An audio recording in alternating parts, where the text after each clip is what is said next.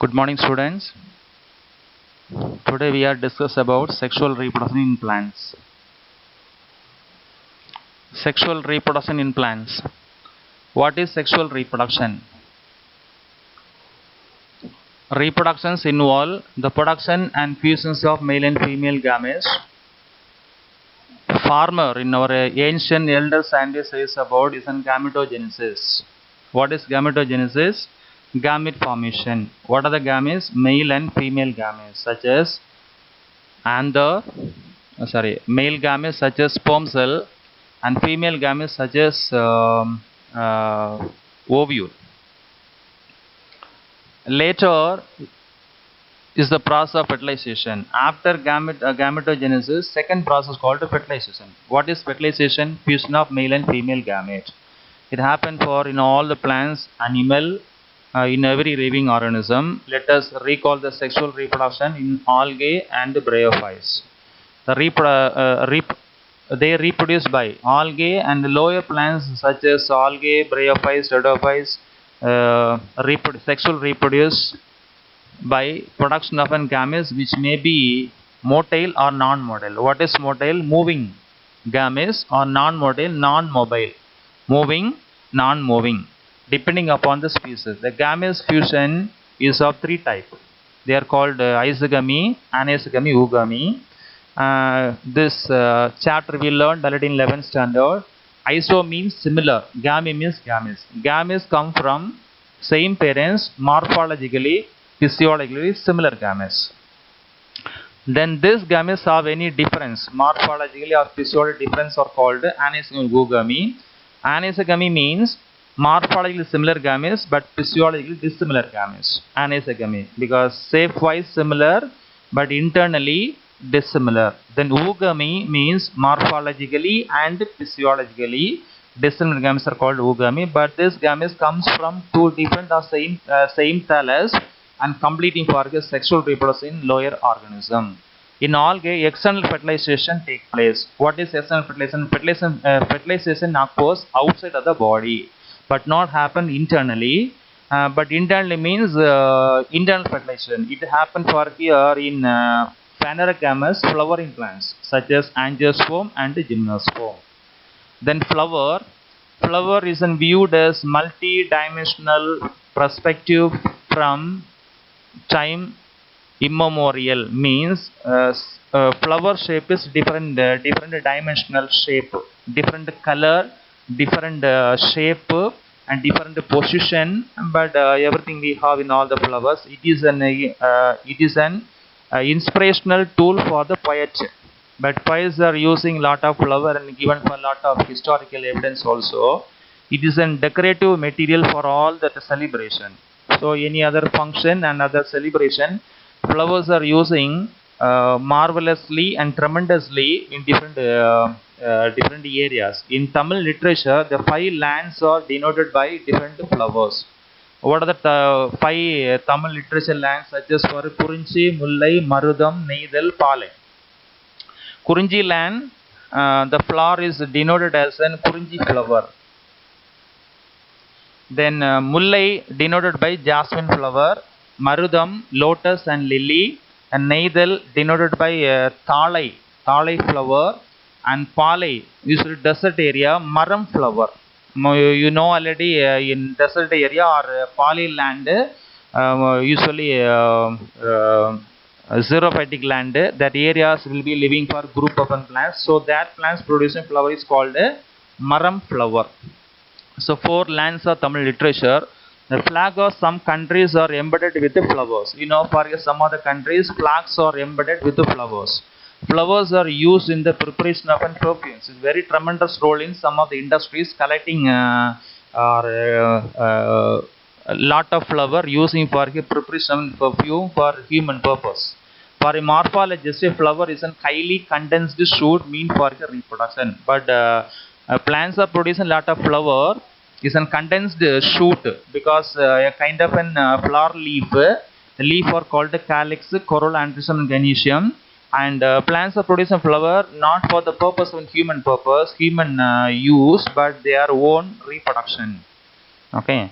Then as you have learned in 11th standard already for last year, flower possesses 4 whorls. But the 4 whorls are divided into 2 major whorls are called essential whorl and non-essential whorl. Non-essential whorls are called calyx and corolla, indirectly involve reproduction. Essential whorls are called androgens and gynoecium, directly involve fertilization, development of male and female gametes. The process change involved in sexual reproduction. Higher plants include 3 stages. They are called pre-fertilization, fertilization and post-fertilization changes. What is pre-fertilization? Before fertilization. Before fertilization, development of a male and female gamete. Development of an anther. Development of a stamen consists of an anther and filament, and development of a female gametes are called gynoecium. The flower we know properly, androecium and gynoecium. Then pre-fertilization structure and events. The pre-fertilization means the condensed shoot development of androecium and gynoecium depends upon some hormonal changes, hormonal function. So this pre-fertilization depends upon hormonal and structural changes. So in plants lead to the differentiation and developments on floral primordia. Then structure and events involved in pre-fertilizations are given below. Male reproduction. Then you see the flower. The green part is called calyx, is made up of a sepal. Then the violet part is called corolla, is made up of a sepal. Individual one is called sepal and petal. Then third whorl, that yellow part is called androecium, is made up of stamen, consists of anther and filament. At the middle part, fourth whorl comes under female gametophyte. Female gametophytes such as for here stigma, style and ovary, composed of an ovule. Ovule is in middle part, and the ovules are normally we learn already a type of placentation. This here is presence of an axial placentation, because central column or raised number of an ovule at the middle are called axial placentation. Then male reproductive parts, androecium. Androecium is made up of an stamen. Each stamen possesses an anther and a filament. Anther bears pollen grains which represents the male gametophyte. In this male gametophyte, the development of an anther, very young anther develops as an homogeneous mass of cell surrounded by an epidermis during its development. If you see the picture down,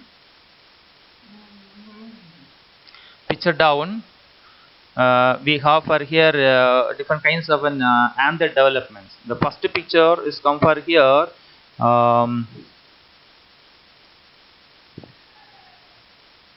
Homogeneous mass. Okay, develop as an homogeneous mass. Entire anther is a young condition, but condition of flower, androecium, homogeneous mass cell, but no differentiation. The latest, a little later, anther during developments, anther assumes in 4 small lobeless structures developed. The lobe consists of 4 archisporal cells. So the row of hypodermal cells becomes enlarged with the conspecies nuclei. The function as an archisporal. 4 archisporal cell, and this cell involved for here periclin division to form primary parietal cells towards epidermis and primary spore. So here this archisporal cell divided into 2 cells are called parietal cell and sporogenous cell. The parietal cells responsible to develop under 2 to 5 layer of an anther wall, such as for here epidermis, then endothelium, then middle layer and tapetum. Okay, so it's compare parietal layer, parietal cell, parietal archisporal cell function. Then sporogenous cell responsible to develop microsporogenesis, development of microspore or pollen grains. Microsporogenesis, the stage involved in the formation of an haploid microspore from diploid microspore mother cell through meiosis called microsporogenesis. So first of all diploid nature, then the cell going to divide one by one cell divided 2 cell, 2 into 4, 4 into 8, that divisions happen for continuously, and the cell going to development of an haploid nature or n number of chromosome and n number of microspore developed. The primary sporogenous cells directly or may under few mitotic division to form sporogenous tissue.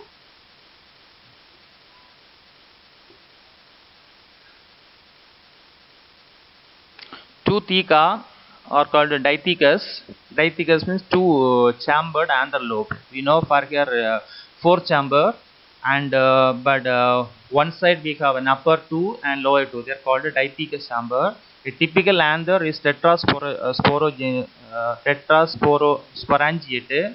Tiers of mature anther given below. Number one is called anther wall. The mature anther wall consists of an following layer are called epidermis, endothelium, middle layer, and tapetum. Okay, so this is the picture.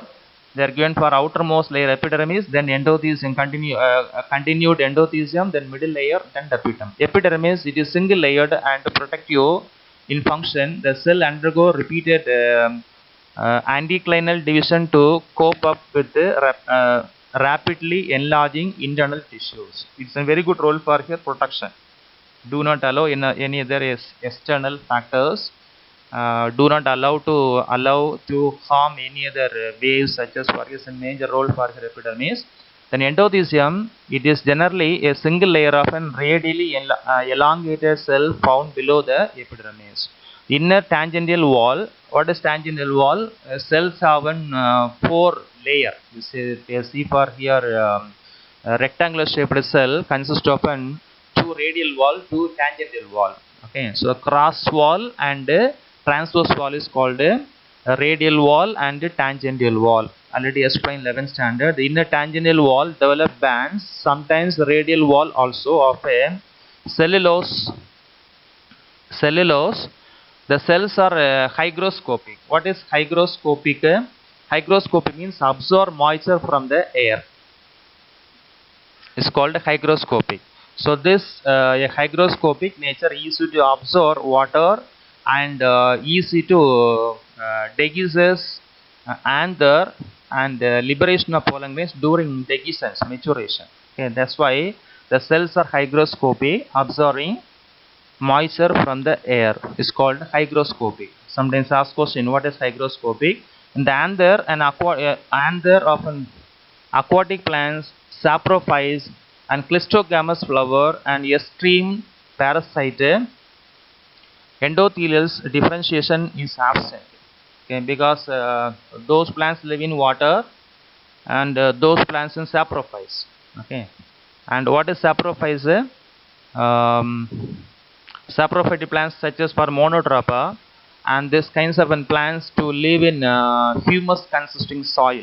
The plant is called a saprophyte because they are live in dead remains and humus rich soil. Okay, then clistogamous flower, completely closed flower, or extremely parasite endothelial and differentiation is absent. The cell along the junctions of the two sporangia of an anther lobe lack this thickening. This region is called stomium. So at the end of sporangial wall consists of a small thickening layer is called stomium. The regions along with the hygroscopic nature endothelium help in the dehiscence of anther at maturity. So this hygroscopic nature of endothelial cell helpful to dehiscence at the maturity of anther. The middle layer, 2 to 3 layer of cells next to endothelium constitute middle layer. They are generally epimerals. What is epimerals? Epimerals means short-living plants. Short-lived plant is called epimeral. Note it down for very important word, epimerals. Then they disintegrated or get crushed during maturity. Then tapetum is an third, I think, innermost layer. It is the innermost layer of anther wall and attain its maximum developments of the tetrad stage of microsporogenesis. It is divided partially from the peripheral wall layer and partly from the connective tissue of the anther lining the anther lobe. So tapetum is formed derived from partly peripheral wall layer and partly connective tissue, because two layers, two tissues are responsible to development of tapetum. Tapetum is not only for outer, I think, parietal wall layer. It is also development of derived from connective tissue. So connective tissue, parietal cells responsible to develop tapetum. Okay, it's a very very important layer, this tapetum. That is given for this. The tapetum is a dual in origin. What is dual? Connective tissue and parietal cells. That's why they are going to give dual origin. Sometimes ask question dual layer, dual origin of an tissues of an anther is called what? Tapetum. It nourishes developing sporogenous tissue because main duty are called nourishments. What is nourishments? Providing material, because inner sporogenous tissue development of an pollen grains or microspore, and this microspore get maturity, either or mostly fertility, fertile nature. They require a lot of nourishments. That nourishments provide with the help of tapetum. Tapetum provide nourishment. Nourishments means providing food material, developing microspore. And microspore, mother cell and microspore. The cells of the tapetum may remain uninucleated or may contain more than one nucleus. Normally a tapetal cell only one nucleated, otherwise many nucleated. Suppose in many nucleated or nucleus may become polyploid. What is polyploidy? Poly means many, ploidy means numerical number of chromosomes. Chromosome number either monoploidy, different type of ploidy given for you: monoploidy, diploidy, triploidy, tetraploidy, polyploidy. Polyploidy means more number of chromosome presence of the tapetal cell nucleus. Okay, that's one polyploidy. It also contribute to all the wall material: sporopollinean, pollen pitch, trypsin, and a number of proteins that control incompatibility reaction. So this tapetum consists of contributed a lot of materials, such as for here sporopollinean, pollen kit, trypsin, and a number of proteins presence of in tapetal wall layer. Tapetum also control the fertility or sterility of the microspore. Okay, so this control tapetum control the fertile microspore or sterile microspore. Okay, male gametophyte. There are two types of tapetum based on their behavior. They are called a secretory tapetum, partial or glandular or cellular. So this tapetum either parietal, otherwise called glandular. Glandular means we know a lot of glands presence in our body, and glands also responsible production of either hormones or enzymes. So here this glandular type of tapetum, parietal tapetum, and cellular tapetum. Some of the plants present cellular, but very good role for nourishments. The tapetum remains the original position and cellular integrity, and nourished the developing microspore. Then invasive tapetum, second type, periplasmodial. The cells loses their inner tangential wall, tangential and radial wall, and protoplasm of all the tapetal cells coalesces to form periplasmodial. So here this type of tapetum, there is no any cross wall or called radial or tangential wall. All the protoplasm glued together or joined together or look like an coalesces to form an periplasmodium. Then it providing nourishments of those plants. Okay. Then functions of tapetum is very very important. Some suspect to ask 3 mark questions. Okay. Function define shortly given the function of tapetum. Number 1. It supplies nutrition to the developing microspore. It contributes sporopollinean through ubish bodies, thus play an important role in the pollen wall formation. Then pollen gas material is contributed by tapetal cells and is later transferred to the pollen surface.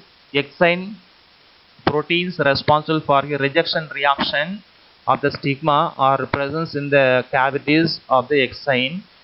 These proteins are derived from tapetal cells. These are some functions of tapetum, and so I expect to ask any of the 3 mark questions of it. Then anther cavity.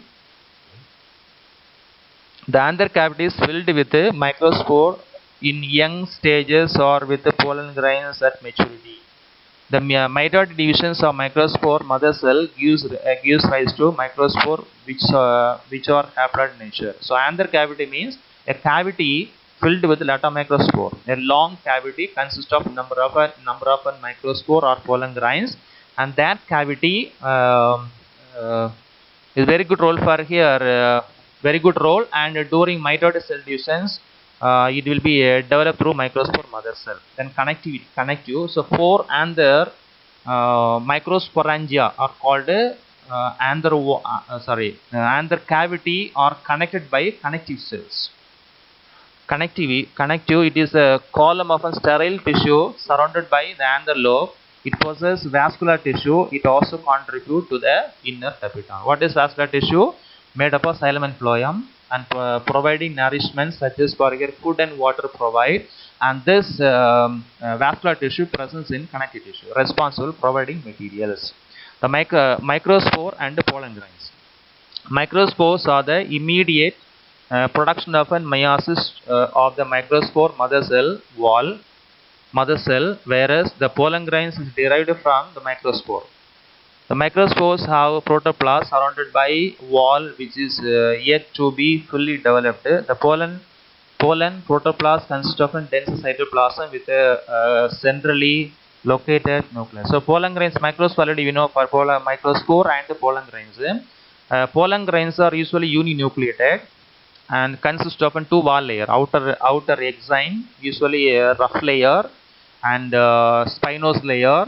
Then inner wall is called intine layer. Intine layer is called a smoothie layer, and this smoothie layer usually irregular in shape.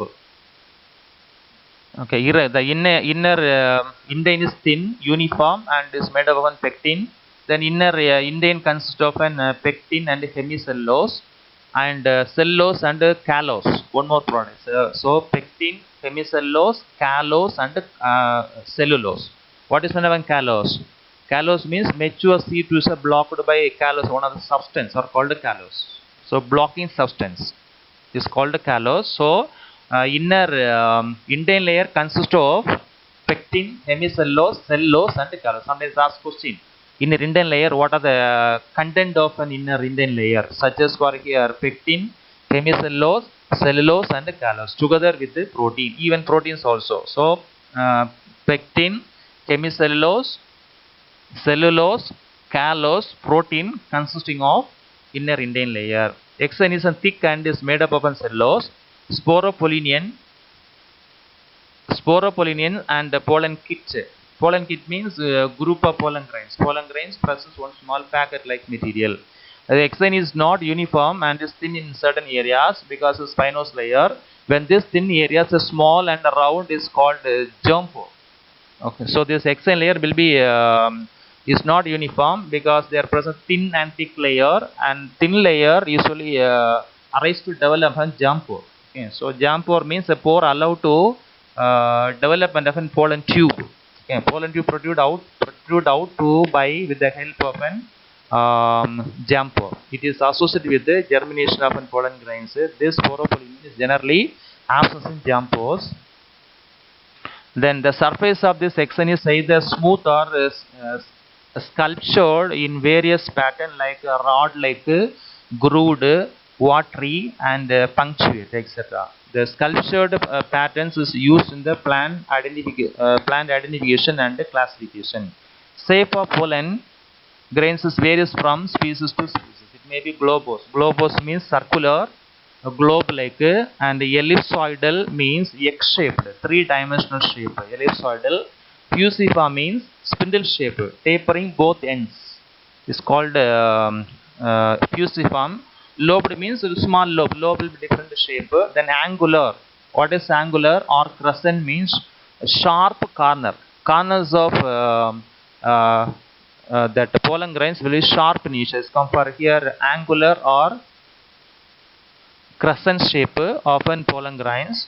Then the size of pollen varies from 10 micrometer in myostosis, 200 micrometer in members of a family Cucurbitaceae and Nyctogenaceae. The two family pollen grains are 200 micrometer in size, but in plants like myotosis they are 10 micrometer in size. Sometimes the size of pollen grains in different kinds of plants. The wall material sporopollinean is contributed by both the pollen cytoplasm and the tapetum. It is derived from carotenoid. Normally pollen grains are what color? Usually yellow color, because presence of carotenoid pigments. Okay, we studied lot of pigments in plants are called chlorophyll, carotenoid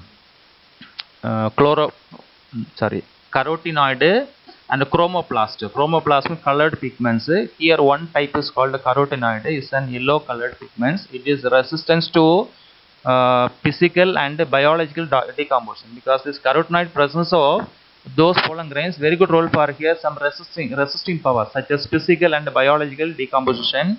They help to withstand high temperature and is resistant to strong acid also, and alkali and extreme action. Hence it is preserved the pollens for long period in fossil deposit, and is also protect pollen during its journey from anther to stigma. So during that journey, and will be live nature of those pollen grains.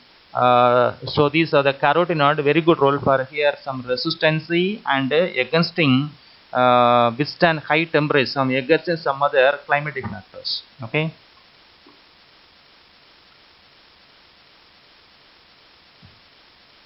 Then pollen is contributed by the tapetum, and colored yellow or orange, and is chiefly made up an carotenoid or flavonoid. It is an oily layer forming a thick viscose coating over pollen surface. It attracts insect and protect damage from UV radiation. So pollen kits are usually a good role for here protecting pollen grains. Do not allow to damage what are the UV radiation. That's why pollen kits are covered with the pollen grains. The next chapter we'll study next class. Then I send some videos also. Please open the video. We know for here in all the process, such as for here fertilization, such as internal fertilization, then post fertilization changes, pre-fertilization, how to develop and how development of an gametes, then structure of an pollen grains, structure of stamen, pollen grains, and also gynoecium. Please open and see. We'll see next class. So this is for our video sexual reproduction plants, and see clearly. We know for here the entire today topic we know easily. Sexual reproduction in plants. In this module, you will learn how sexual reproduction takes place in flowering plants. It is spring season. Flowers are blooming on the trees. It is indeed a beautiful sight. Flowers attract all of us. They are the most beautiful part of the plant, isn't it? You already know that flowers are not present only to add beauty to the plant. They are in fact the reproductive part of the plant. In the flower, stamen is the male reproductive part, while carpel is the female reproductive part. Some flowers contain both male and female reproductive parts. Such flowers are called bisexual flowers. For example, pea, China rose, etc. On the other hand, some flowers possess either the male or the female reproductive parts. Such flowers are called unisexual flowers. For example, corn, cucumber, etc. Now let us know about the different parts that make up a stamen and a carpel. A stamen is made of two main parts, anther and filament. The anther produces pollen grains. It is the pollen grain that contains the male gametes. A carpel, on the other hand, is made up of three parts. The terminal part is called the stigma. The middle elongated part is the style, and the swollen bottom part is the ovary. Inside the ovary, ovules are present. It is the ovule that has the female gamete called the egg cell. For sexual reproduction to take place, a male gamete is to be fused with the female gamete, thereby forming a zygote. Now for that, the male gametes have to reach the female gametes. For this, first a pollen grain carrying the male gametes is transferred from the stamen of a flower to the stigma of the same or the other flower. Such transfer of pollen grains is known as pollination. If the pollen grain of a flower lands on the stigma of the same flower, it is called self-pollination. But if the pollen grain of a flower lands on the stigma of another flower of the same or another plant of the same type, it is called cross-pollination. Pollination occurs with the help of different agents like wind, water, or animals. Once a pollen grain reaches the stigma of a suitable flower, a tube grows from the pollen grain. This tube travels through the style and reaches the ovary. The male gamete from the pollen travels in this tube and reaches to the female gamete present in the ovule of the ovary. After that, the male and the female gamete fuse together to form the zygote. This process of fusion of male and female gametes is called fertilization. The zygote formed after the fertilization then divides several times to form an embryo inside the ovule. The ovule develops a tough coat and changes to a seed. The ovary, on the other hand, ripens and forms a fruit around the seed. At this time, the other parts of the flower, like the sepals and petals, fall off. So, a seed present inside a fruit contains an embryo, which is actually a baby plant. Each time a seed is planted in soil and provided appropriate conditions, it grows into a seedling